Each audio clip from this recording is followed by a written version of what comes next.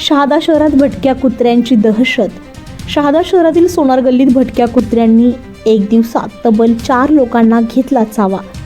कुत्र्याच्या हल्ल्यात 4 गंभीर जखमी. कुत्र्याच्या हल्ल्यात 4 नागरिक गंभीर जखमी. कुत्र्याने हल्ला केल्याची संपूर्ण घटना सीसीटीव्ही कॅमेऱ्यात कैद. परिसरातील नागरिकांनी नगरपालिका प्रशासनाला माहिती दिली असता ही कुठलीही कारवाई न झाल्यामुळे नागरिकांमध्ये तीव्र संताप व्यक्त. नगरपालिकेच्या शासकीय रुग्णालयामध्ये रेबीज इंजेक्शनचाही तुटवडा. कुत्रा चावलेला लहान मुलाला उपचारासाठी जावं लागतंय नंदुरबार जिल्हा रुग्णालयात. नागरिकांच्या सुरक्षिततेकडे शहादा नगरपालिकेचे दुर्लक्ष.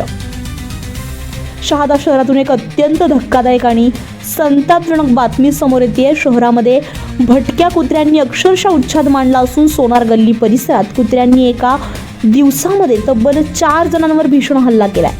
या हल्ल्यामध्ये 4ही नागरिक गंभीर जखमी झाले असून हा सर्व थरा सीसीटीव्ही कॅमेऱ्यात कैद झालाय.